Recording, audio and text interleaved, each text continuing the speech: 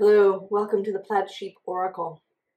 This is a collective reading for this particular moment, but I think it could apply to you at some future time if you're watching it then. Certainly this aspect will occur again.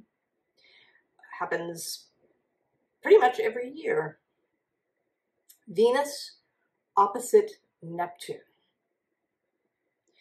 So, bear with me for a second while I describe a little bit of my morning process. So in the morning, I take a deck, I shuffle until it's time to stop, and then I sort of turn it so the bottom is facing this way, and then I cut the deck. And all right, I put this part down. This is the bottom of the deck. This card that's the cut card, I put here, and then I put this, and I also take the top of the deck. And then I take the bottom of this second half. So I end up with 5 cards. So the bottom and the top of the deck, the card that was at the cut point, and the 2 cards around the cut point. Now today, we're not going to worry so much about this portion of things, but these 3 cards, the card at the bottom and this card that's kind of in my mind right between these. I mean, what made me, when I first saw it, these 2 cards, and I should use the cards that came out, right? This Mystic Rose was at the bottom, and then the Sacred Waters at the cut point of the deck. And immediately, they were Venus and Neptune. And so what popped into my head is what lies between them, right? So what was at the bottom? The card here next to this cut point. The child within. And not so much, this says inner mother, in a sense, gentleness, tenderness, but this idea that these 2 energies are birthing something. And so then I looked under this Mystic Rose. I don't usually take that card, but today it also seemed to sort of be between. And what was interesting is that it's the brothers of the rose. And that's interesting because Mars is squaring both Venus and Neptune from Gemini. So Venus is in Virgo, 28 degrees of Virgo. Neptune is at about 28 degrees of Pisces. And Mars is at about 25 degrees of Gemini. So he forms the top of the T-square.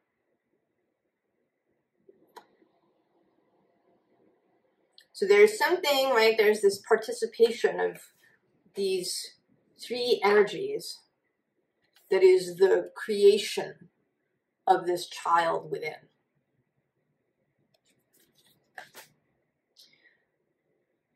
And so I asked more questions about that for me personally. But this really seemed, right, this seemed kind of broader.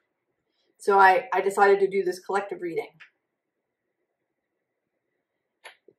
The first underlying visible is storm spirit, chaos. And certainly you could argue that it feels like that now. A friend of mine said to me, when will it stop? But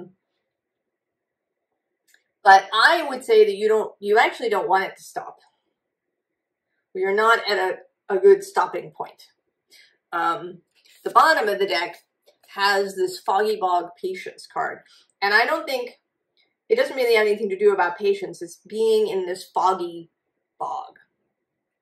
And in fact, it is chaos right? This creational energy that is going to get us out of the foggy bog. And right below chaos is both prosperity and beauty. And there is also letting go and trust. I'm going to stop there.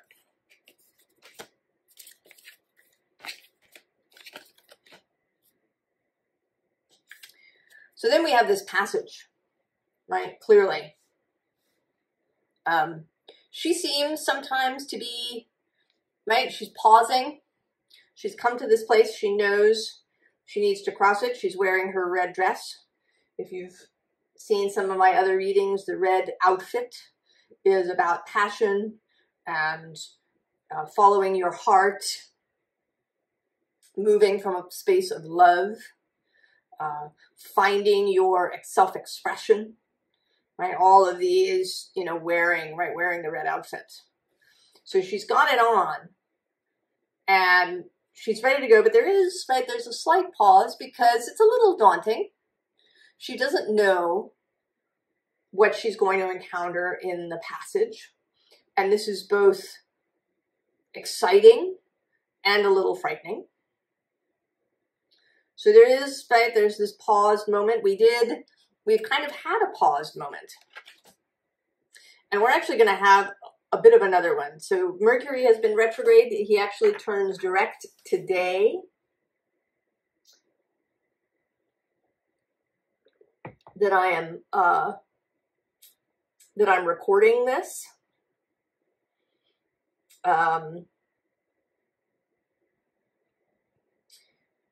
And then Mars is going to turn retrograde a little bit later.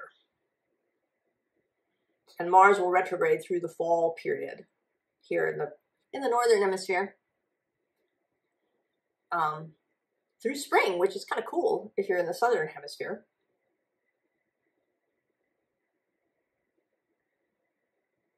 Through both Leo and Cancer. So there is a little bit of a sort of a sense of pause before things move ahead, and then there's other stuff that happens later in the fall and into the winter.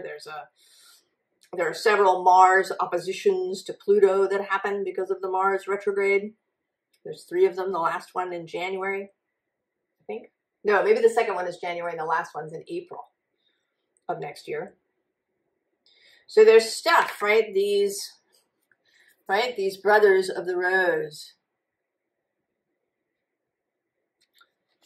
have their part to play. But she's ready. She's ready to go. Maybe she's just pausing. Maybe she's not going to like rush through the passage. She's going to take her time. And then we get the air spirit. And this feels certainly very Neptunian. This kind of combination of air and water. Right, with the air, but we have the ship. I'm actually listening currently to an audiobook called Children of Ash and Elm that's about the Vikings. And in the beginning of the book, there's a little bit, sort of history and timing and, sort of what is the span of years of what we think of as the Viking period. And the author talks about 750 AD as being kind of a turning point. And so, of course, I looked it up. And there's a strong Neptune-Jupiter thing happening. Right? Neptune has several strong aspects during that period, right? Seafaring, right? The Vikings become this seafaring power during this Neptunian period.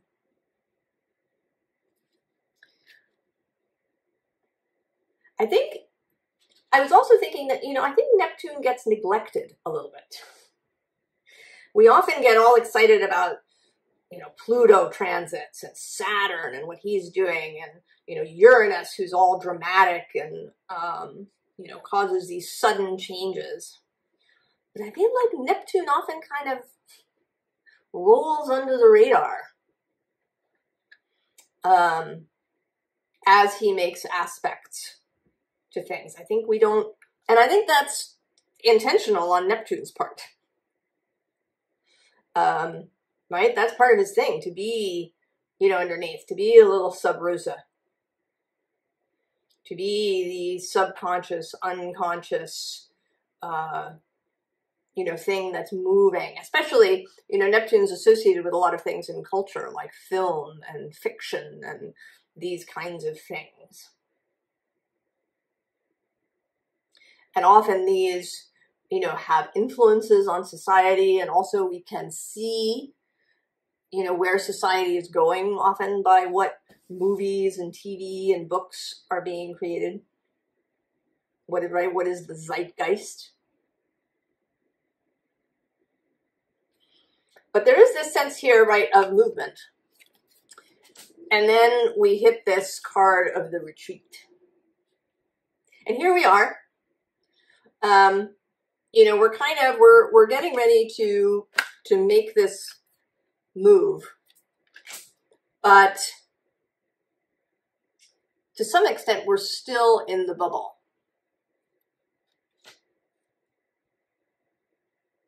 And I think that this is the subconscious bubble. And the unconscious bubble. So we're out there, right? We're getting ready to do things.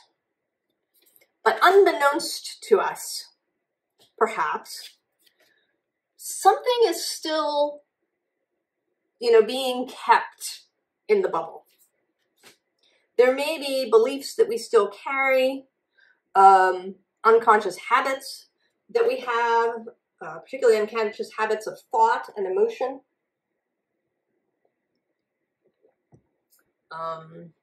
Unconscious loyalties. That sort of comes up, I think, with Venus somewhat. I think loyalty is a Venusian word. Taurus is a very loyal sign. If you have someone who has a lot of Taurus, they are probably a very loyal friend who's going to stand by you. But you can be loyal to things that aren't particularly useful. You can be loyal to memories or intentions that you had when you were younger. Some of them may in fact be unconscious intentions. Things that you decided. We can decide things, you know, as children. That we're going to do X, Y, or Z, and we, you know, it isn't a conscious thing. And then we carry this stuff. So all of that unconscious stuff. And this, right, this Venus-Neptune connection here, right, if we think of her as Venus and Neptune as the ship,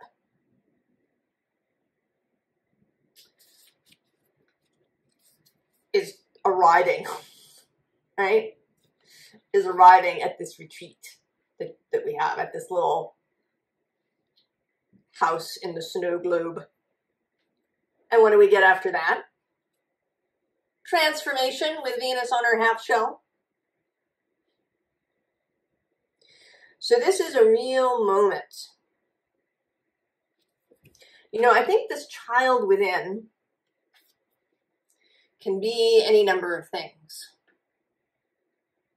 From kind of the micro to the macro. It could be actually some sort of creative project.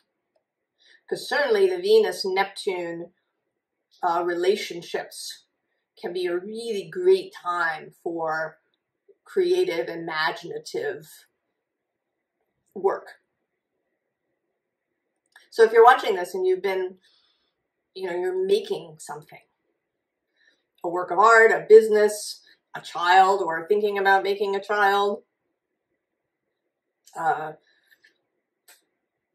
you know, planning a new house for yourself, any of this, you know, wherever it is on this, it could be that. It could be very specific and practical. But it may also be a reworking, right, of that unconscious space, right? A real rebirth of your own unconscious. And rather than showing up as a newborn baby, you show up as Venus did in the story, fully formed, coming out of the waves, ready to go.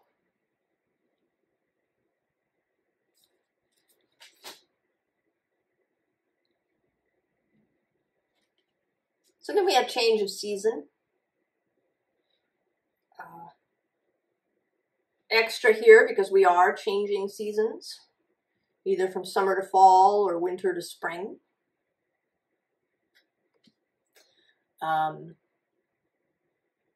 they're kind of both represented here, right? There's the fall leaves and the spring blossoms. Now below this, kind of here again around it, at the bottom of the deck, we have this protective nest.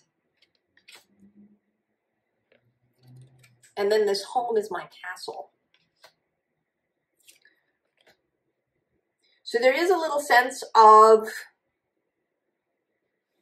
self-protection that may be happening. You know, there is a bit of that with the opposition, especially with Venus and Virgo. There might be, you know, a little sense of wanting to keep things not chaotic, of wanting to keep things tidy. To keep all your appointments, to do all of these things, to protect the structures in your life. And I would say that with the gardener coming next, that this is not entirely impossible, but that you may need to be flexible. Well, you will need to be flexible.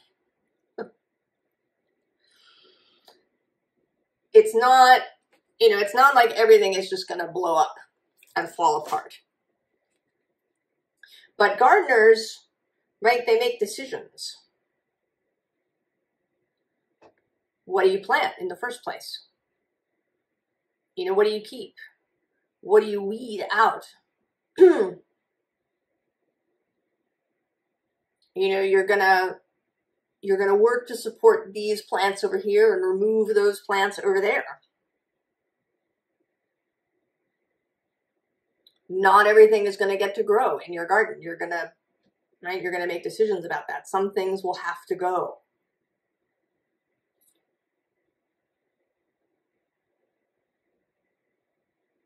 If you want to really change the arrangement of your garden, and it could be in either direction.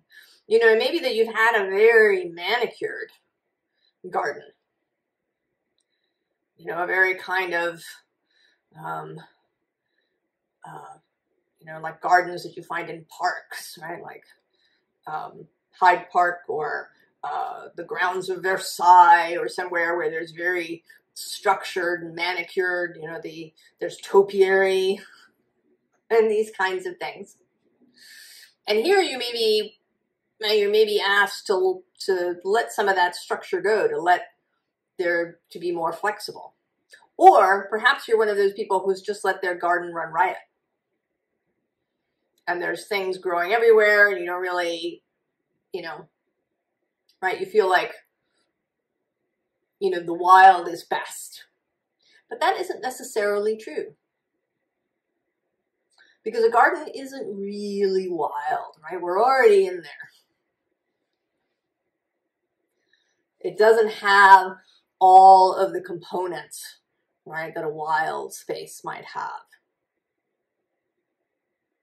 And I think that a garden, right, a garden is a being. You know, it has a beingness, a personality. You know, it's not about strict control.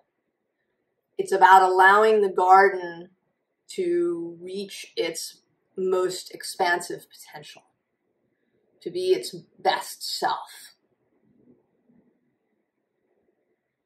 right? And that is your life. So we have all is connected.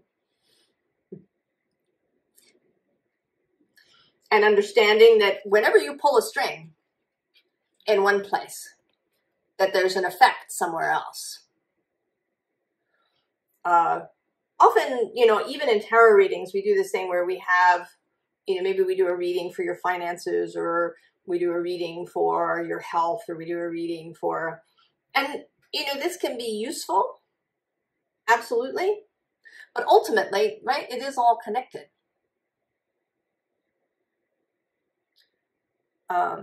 Stuff you do in what you think of as one area of your life is going to affect other areas. False borders, right? That's Neptune coming to say there are no real borders. Borders are made up. And they can be very useful, right? It's like time. We have, as humans, we have time that we break up into pieces. And this is useful, right? So you and I can meet here for dinner, or we meet here to go to a movie, or we know, you know, what time it was if I want to, you know, do somebody's natal chart, right? We have these, it's really useful, but it is still made up, and we mustn't get overly attached, because that limits our freedom, right? If you're overly attached, right? That's the Virgo Pisces interplay. To know, right, when to be structured and when not.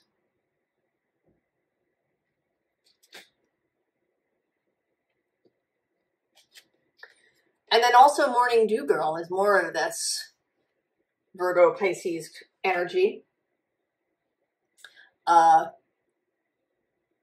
You know, keeping up with things, right? When one sees her as coming out each morning to collect the dew, to these daily things, right? These Virgo things that we do that are very helpful. You know, I like to make my bed every day, and I like to end my evening with, you know, all the dishes washed and the sink and area cleaned. Right? This sort of thing feels good to me. But we also need to know when to let these things go. When, you know, that there are times maybe when you don't make the bed.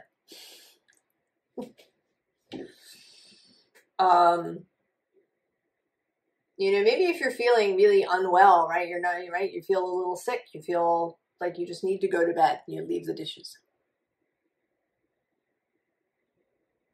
Or even, right, maybe you've had a fantastic party. It makes me think of that movie Apollo 13 in the very beginning. They have a party when the moon landing happens, and Tom Hanks' character is out there looking at the moon, and his wife comes out and she says, I don't want to clean up, let's sell the house.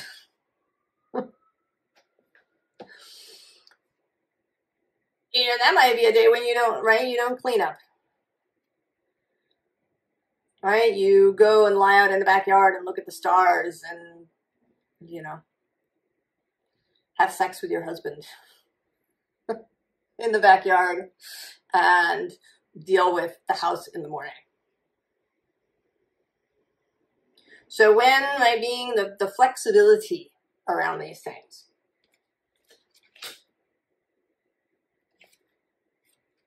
And then we get to treasured memories. And interestingly, Capricorn's reading yesterday was about memory and the pool of memory, and memories to keep and memories to release.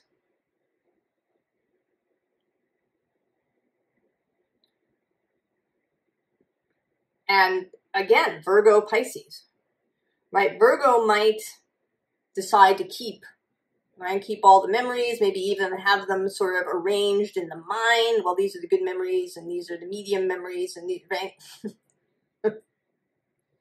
You could get really excited about arranging things in that way. But I think here both Venus and Neptune want to say, emphasize, keep, luxuriate in the good memories. And I'm going to say, I'm not even going to talk about, reframing or stuff like that. Just let that go too. Focus exclusively on those things that really lift you up. If you're an Abraham kind of watcher, Abraham Hicks watcher, they talk about staying in the vortex as much as possible. Right? That's what we want. We want to be in potential, and we want to be in beauty. Right? We want to bathe in the sacred waters. I find myself, there are some readers I watch who will do, right, past, present, and future. And I've been fast forwarding, right? I've been skipping all through the past and even through most of the present.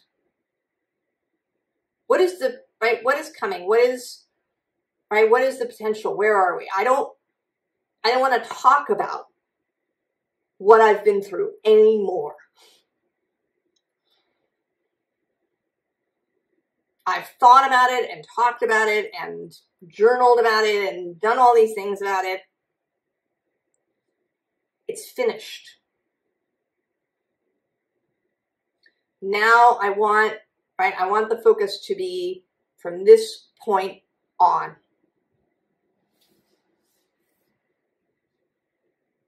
So there's fun memories, but even in those, I'm going to say that even in those, that I'm not going to dwell there.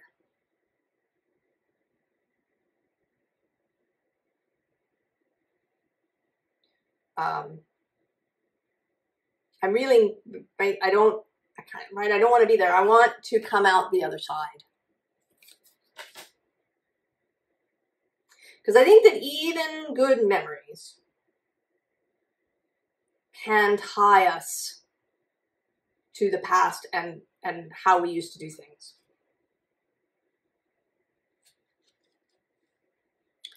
So we come here to the Eight of Wands, which has been coming out over and over again. And here it's, right, we don't want all the wands, we just want one.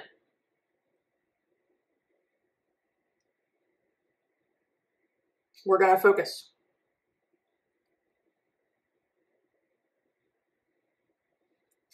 And, below this we have this Three of Swords.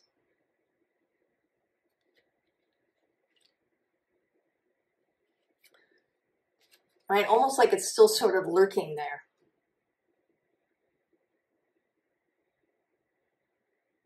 We want to just let it go.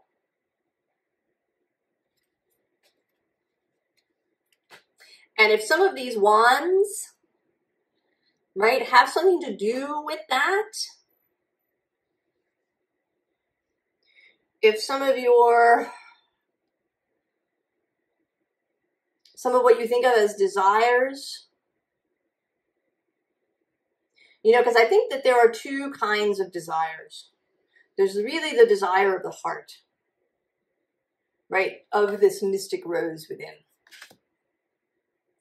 And then there's desires that, for want of a better word, the ego has.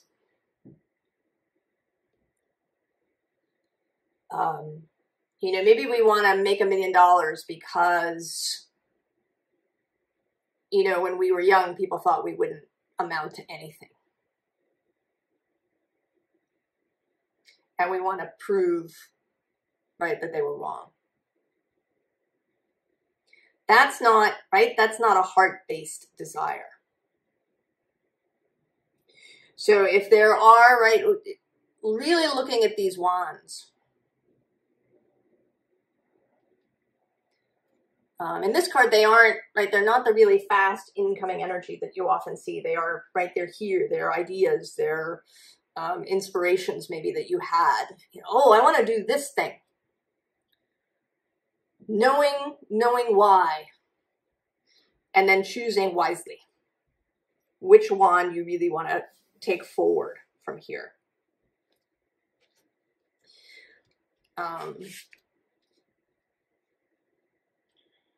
Now the bottom of the deck has the Hanged Man here too. Was it in the Capricorn reading that he showed up? You know, now I don't remember. It's a recent reading where he was, there was a sudden change here thing happening. I think it was the Tower, actually, that was here next to him. And, right? Like waking up. It's time to go, right? It's time to get out of this bubble. And I do associate the Hanged Man with Pisces, with possibly that unconscious space, because we can go there if we hang there for too long. Next to him is the Ten of Cups. Again, that something is finished.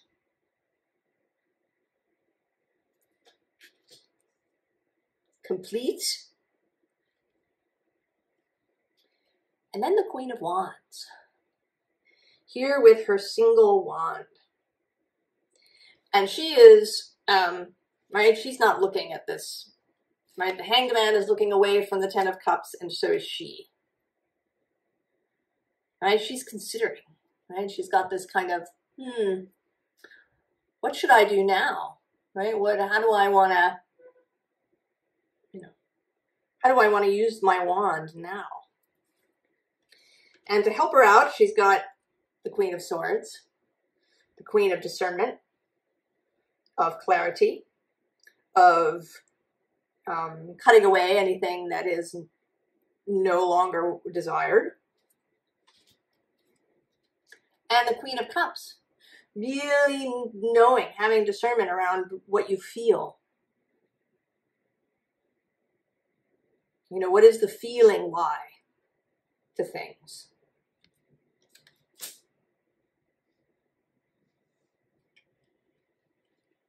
Death, yeah. Transformation coming out again.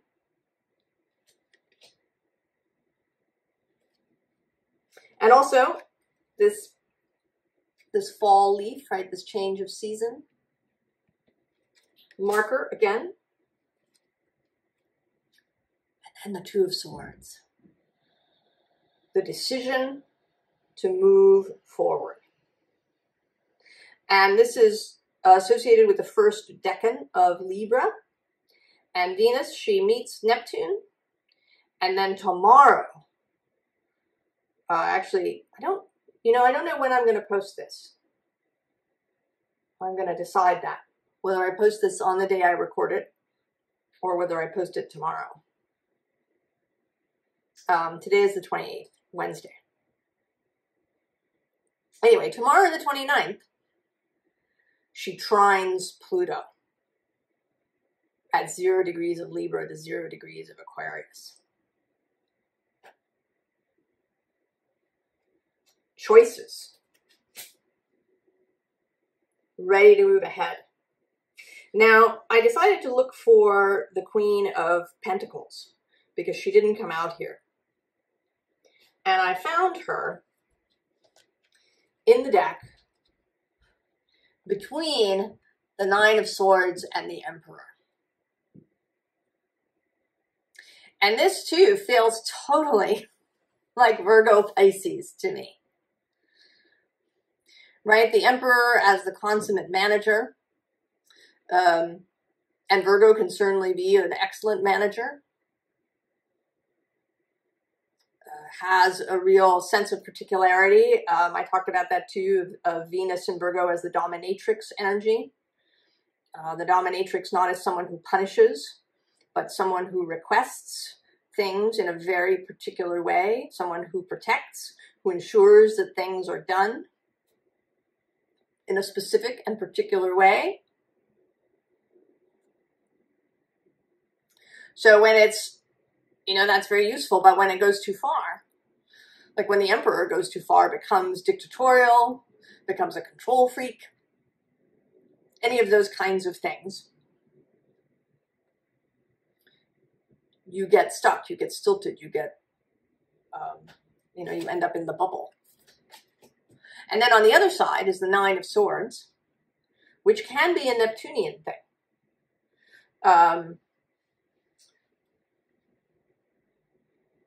This confusion, fears. Neptune does have to do with fear, right? The fear of the unknown, fear of the things under the bed, fear of, you know, fear that you're losing your mind, fear that things are going to fall apart, right? Fear of the ocean, right? If you were just a little person stuck out, you know, in the middle of the ocean, that's terrifying. And that's, right, you can feel that way in this Nine of Swords energy, right?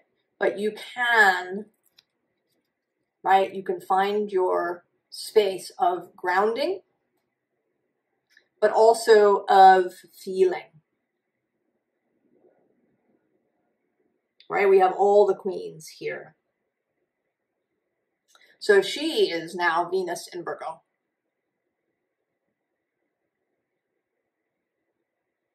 Knowing, right, knowing that she has her own personal stability and she can look forward, she can use her imagination, Neptune, to create what she wants from here.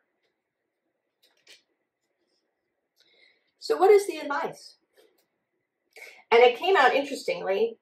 When it came out, it wanted to be arranged in this manner. And we have, for one thing, this King of Pentacles, and right below him is the King of Wands. So there is this, right, this energy both of stability and inspiration. That it is possible to have both. Below them is this Six of Swords, right? The mental journey that you need to take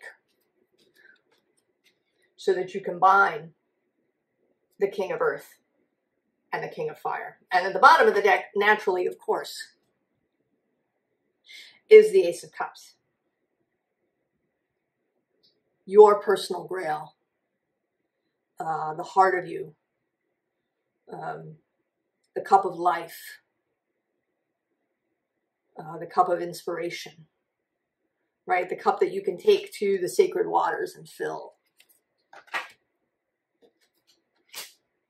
So then we have Eight of Cups, right? Movement.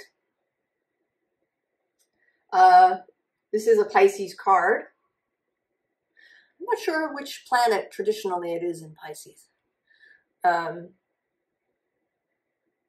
But it's the first decan of Pisces. And so where are you going? Right? We don't really see. You've left, right? You've left something behind. And in here in the Rider-Waite, we don't really see where you're going. But here's where you're going. Right? You're going towards this.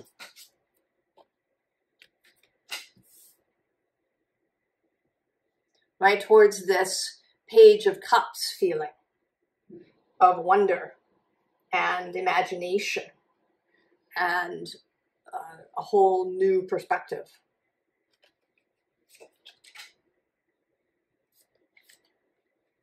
And then the Three of Swords repeats. I think this is, right, it's a difficult energy. because the mind is so tricky and slippery for us.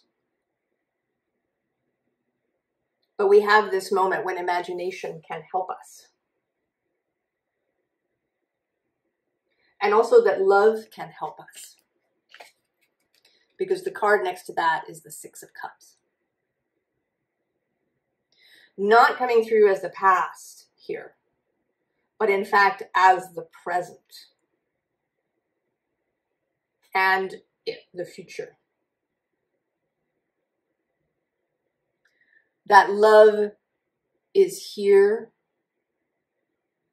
that you can receive this cup and you can give this cup.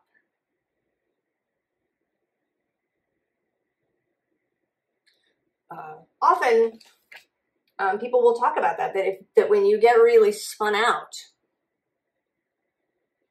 one way out of that is to ask yourself, what can I do for someone else? How could I give joy to another? Right? It's that internal, too much self-reflection, too much looking inward. You can get stuck there. That's this endless hanged man thing. So you turn your attention outward.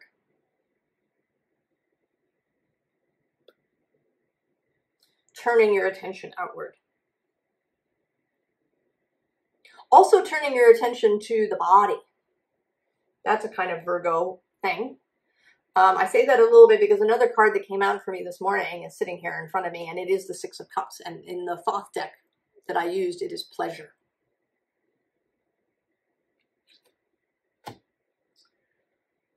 So the pleasure of the body, physical sensation.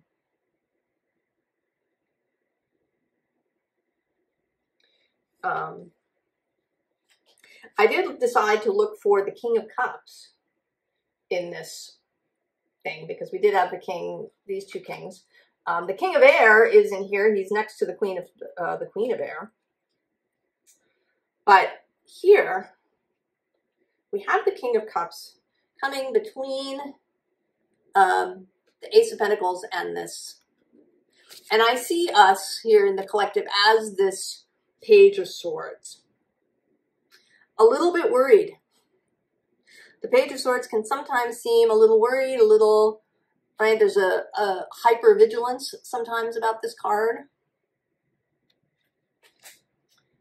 And the King of Cups is here as Neptune to say, look at this pentacle that's totally ready to come in. Just turn and look this way. Right? Really? Right?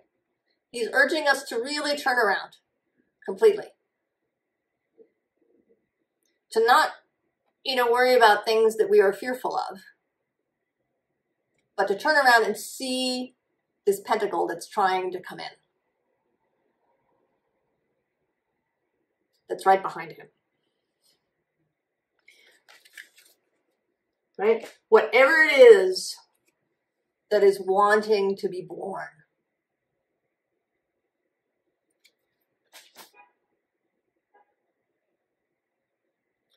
This is a moment, a pregnant moment.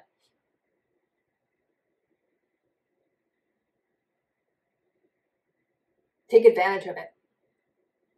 Revel in it. Go swim in the sacred waters. Right? Allow this Neptune, Venus, Mars energy to move you fully into this space.